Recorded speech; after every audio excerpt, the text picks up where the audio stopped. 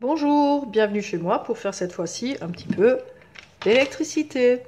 Alors cette vidéo s'adresse essentiellement au 5e puisqu'il s'agit aujourd'hui de voir quelles sont les différentes techniques pour associer dans un même circuit plusieurs composants dipôles. Vous remarquerez que je triche un peu pour aujourd'hui puisque je vais utiliser le matériel du collège. On peut travailler avec des coffrets qui existent un peu sur le même modèle que le petit chimiste. Il existe des coffrets d'électricité, mais ça nécessite d'y mettre un peu de sous. Ou bien alors on peut bricoler en récupérant une pile, dénuder des fils, récupérer des ampoules de lampes de poche. Mais là, ça va être des connexions qui vont être un peu difficiles. Donc du coup, allons-y pour le matériel collège. Alors quand on démarre en électricité, on commence par déjà des trucs très simples. Donc déjà, essayer d'allumer une lampe. Voilà, simplissime.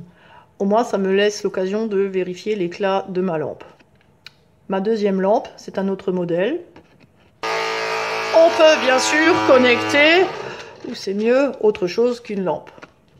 On peut bien sûr, pour éviter de débrancher la pile pour allumer et éteindre la lampe par exemple, rajouter un interrupteur. Alors par contre, la bêtise à pas faire, c'est la suivante. Il y en a beaucoup qui le font. Je laisse ma lampe en place et puis je rajoute l'interrupteur. Et je me dis, ça a l'air de fonctionner. Sauf que bizarrement, la lampe s'éteint lorsqu'on actionne l'interrupteur. Curieux, non? En fait, là, on est en situation de court-circuit. Le courant électrique circule uniquement dans l'interrupteur et pas la lampe. Si les notions de court-circuit vous rappellent de très vieux souvenirs, je vous renvoie vers mon autre vidéo sur les courts-circuits. Pour ajouter un interrupteur, en fait, on est obligé d'ouvrir la boucle et d'insérer l'interrupteur dans la même boucle. Là, pour l'interrupteur, ça, c'est obligé. Et là, on constate qu'effectivement, la lampe s'allume bien lorsque j'appuie sur l'interrupteur. C'est ici un interrupteur poussoir. Bon, alors là, c'est avec un composant, c'est bien rigolo, mais maintenant, j'aimerais bien en mettre plusieurs. Donc, première technique. La première technique consiste à assembler tous les composants dans une seule et même boucle. Donc ici, ma deuxième lampe, je vais l'insérer à l'endroit où j'avais tout à l'heure l'interrupteur. Bien, mes deux lampes fonctionnent. Par contre, je remarque tout de suite qu'elles fonctionnent quand même nettement moins bien qu'avant. Pour celle-ci, ça se voit pas trop. Celle-là, ça se voit nettement. Donc, premier constat, avec ce type de circuit, les lampes brillent moins bien lorsqu'elles sont à deux que lorsqu'elles sont chacune seule. On continue d'étudier ce circuit. Que se passe-t-il si une des lampes est cassée? Je vais en dévisser une pour simuler une lampe grillée. Je me rends compte que les deux lampes s'éteignent. Je peux faire ça avec l'autre ampoule. Si une lampe est grillée, l'autre s'éteint aussi. Je vois donc que le fonctionnement des deux lampes est dépendant. Les deux lampes sont dépendantes l'une de l'autre. Ensuite, que se passe-t-il lorsque j'ajoute un fil de court-circuit? Alors, rappel, et s'il le faut, voyez mon autre vidéo. Je rajoute un fil donc qui passe d'une borne à l'autre d'une des lampes. Je me rends compte que la lampe mise en court-circuit s'éteint. L'autre ampoule, par contre, marche correctement. En fait, elle fonctionne à nouveau comme si elle était seule dans le circuit. Même constat, bien sûr, lorsqu'on met l'autre lampe en court-circuit. C'est du coup l'autre ampoule ici qui brille correctement. Alors, comment appelle-t-on ce type de circuit? Eh bien, les composants sont comme les perles sur un collier. Ils sont sur une seule et même boucle. Ce type de circuit, on va l'appeler un circuit en série. Bon, on va essayer de voir comment on peut le représenter. Alors, on avait vu qu'en schéma électrique, une boucle est représentée par un rectangle. Alors bien sûr, là, ce que je fais pour l'instant, c'est un brouillon. Voilà. Ensuite, sur ce rectangle, on va placer les différents composants. Donc, en temps normal, il faut gommer ici. Je place une première lampe ici. La deuxième, ma foi, je peux la placer là. Ou là, en gommant bien sûr ce qui est ici. Et bien sûr, je place ma pile correctement. En général, on commence même d'ailleurs par la pile. Voilà. Bon, ceci est un brouillon propre, ça me donne cela. Voilà, c'est quand même plus sympa.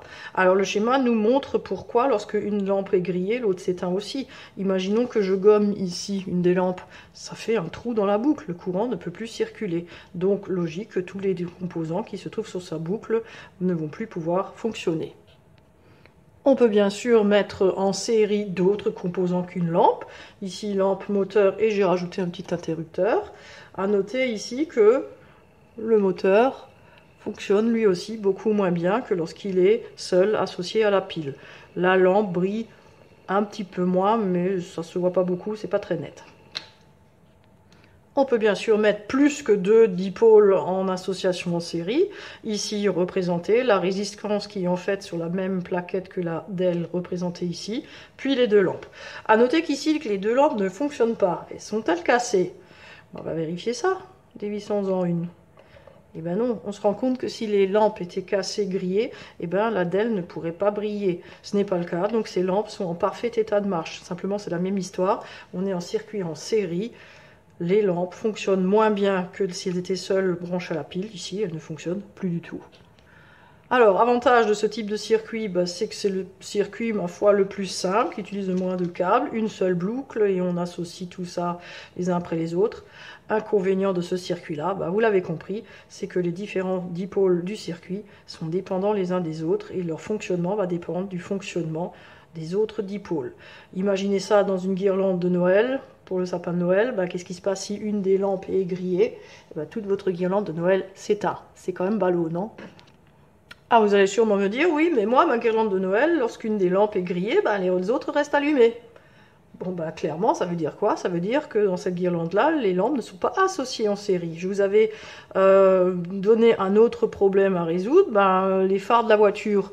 Si les phares de la voiture étaient associés en série, que se passerait-il? Si un des phares est cassé, l'autre s'éteint aussi, les phares avant et arrière d'ailleurs. C'est un peu ennuyeux, non? Donc du coup, on peut se dire qu'effectivement, il y a une autre façon d'associer les dipôles, et c'est cette nouvelle façon qui sera utilisée pour les phares de voiture ou la guirlande de Noël. Alors, voyons ça tout de suite. J'ai reconnecté la première lampe. Bon, en fait, l'idée, c'est la suivante. Si je veux pas que toutes les lampes s'éteignent en même temps, il ne faut pas qu'elles soient dépendantes les unes des autres. Mais pour qu'elles ne soient pas dépendantes les unes des autres, ça veut donc dire qu'il ne faut pas qu'elles soient dans la même boucle. Donc, qu'est-ce qu'il faut en fait faire? Il va falloir créer de nouvelles boucles pour chaque lampe vers la pile.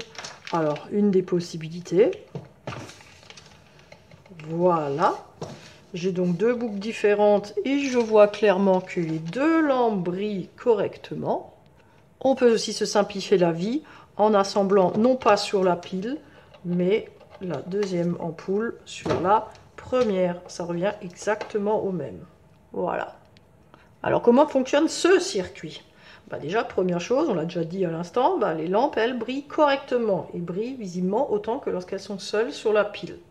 Deuxième chose, que se passe-t-il si une des ampoules est grillée? J'en dévisse celle-là.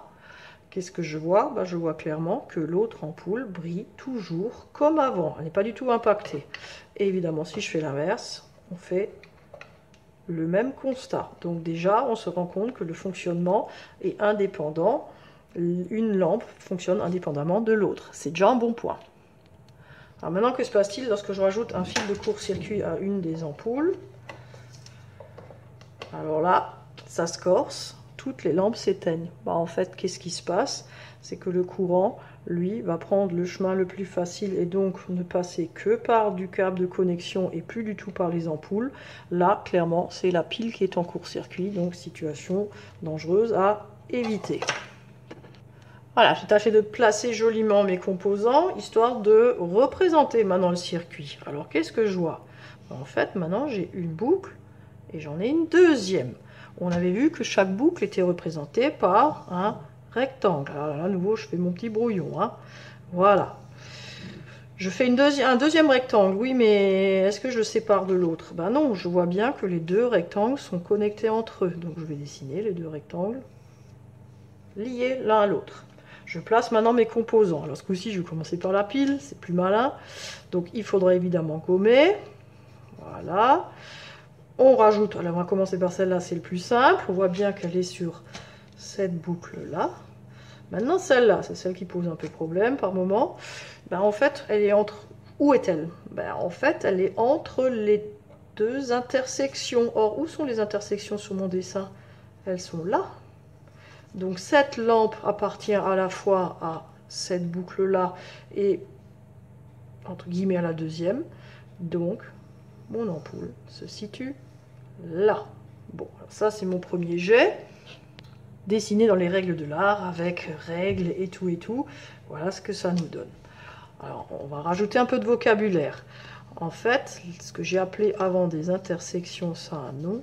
Ça s'appelle, en électricité, des nœuds. Il y en a un là, il y en a un là. Ensuite, combien y a-t-il de boucles? On va voir le circuit possible par le courant. Alors, le courant peut circuler ainsi. Il part bien sûr tout le temps de la pile. Ou alors, il peut circuler ainsi. Ça me fait donc 2 boucles. Par contre, dans ce type de circuit, plutôt que de raisonner en boucle, on préfère raisonner en ce qu'on appelle une branche. Alors, comme une branche d'arbre ne fait pas une boucle sur elle-même, et ben une branche dans un circuit électrique, ça ne fait pas une boucle sur elle-même non plus. Donc, on va en fait limiter comment? En fait, une branche, c'est une partie du circuit qui part d'un nœud et qui va à l'autre nœud. Alors, qu'est-ce que j'ai comme branche? J'en ai une que je vais mettre ici en vert. Elle est là. Voilà, première branche. Ensuite, j'en ai une autre qui comporte la deuxième lampe. Elle est là, en rouge. Et puis une troisième branche que je mets en bleu. J'espère que ça se distingue. Elle est là. J'ai donc 3 branches. Ces 3 branches sont-elles équivalentes? Pas tout à fait. Que se passe-t-il si j'élimine la branche bleue? Je me retrouve avec un circuit avec une seule lampe. Ça serait ça. Voilà. Que se passe-t-il si j'élimine la branche rouge? Je me retrouve à nouveau avec un circuit avec une seule lampe. Par contre, que se passe-t-il si j'élimine la branche verte? C'est ballot parce que c'est la branche qui contient le générateur. Donc si celle-là on l'élimine, il ne se passe plus rien. Donc du coup, la branche qui contient le générateur, c'est ce qu'on appelle la branche principale. Bien, les 2 autres branches, comment va-t-on les appeler? Oh, pourquoi je me reste n'importe quoi. On pourrait les appeler des branches secondaires, mais comme elles sont créées par des dérivations, on leur donne un nom, on appelle ça des branches dérivées, les 2. Voilà. Je peux bien sûr associer en dérivation d'autres composants que une lampe. On remarquera que le moteur fonctionne parfaitement bien. Au passage, j'ai rajouté, pour qu'on puisse entendre, un interrupteur. Pour que l'interrupteur commande tous les composants dans le circuit en dérivation, il faut que l'interrupteur soit sur la branche principale. Si on le met sur la branche contenant le moteur, elle ne commandera que le moteur. Si on met l'interrupteur sur la branche contenant la lampe, ça ne commandera que la lampe. On peut bien sûr mettre plus que 2 dipôles en dérivation. Avantage des circuits en dérivation, c'est que les composants fonctionnent indépendamment les uns des autres. Et donc si vous avez une guirlande de Noël où lorsqu'une des lampes est grillée, les autres continuent de fonctionner, c'est qu'elles sont associées en dérivation. Pareil pour les phares de la voiture. Il existe donc des séries et des dérivations comme association dans un circuit. Ceci dit, il peut aussi y avoir des circuits avec des associations mixtes. Exemple, celui-ci. Si je regarde bien, il y a un premier nœud ici, et entre les 2 nœuds, j'ai bien, sur la même plaquette, résistance et DEL qui sont en série. Et puis ici, j'ai une deuxième boucle avec 2 nouveaux nœuds, mais sur ce nœud, je vois bien que j'ai la lampe et la diode qui sont sur une même boucle, une même branche plutôt ici. Et pareil, ici, j'ai donc à nouveau le moteur. Alors lui est seul. Par contre, la DEL par rapport à la lampe et par rapport au moteur sont en dérivation. Le moteur fonctionne très bien. Point de vue dessin, ça me donne quoi? Ça me donne ceci. Je vois bien effectivement les 4 nœuds. La résistance en série avec la DEL, la lampe en série avec la diode, mais DEL et résistance sont en dérivation avec la lampe et la diode, et la lampe et la diode est en dérivation avec le moteur. On peut aussi trouver ce genre d'association pour les guirlandes de Noël, justement. Vous avez des séries de 5 ou 10 lampes qui sont en série et puis qui sont en dérivation avec d'autres séries de 5 ou 10 lampes. Et du coup, là, si une de vos ampoules casse, vous avez une série de 5 ou de 10 lampes qui s'éteignent en même temps. Voilà, j'espère que vous avez tout compris. Alors du coup, à vos exercices. À bientôt.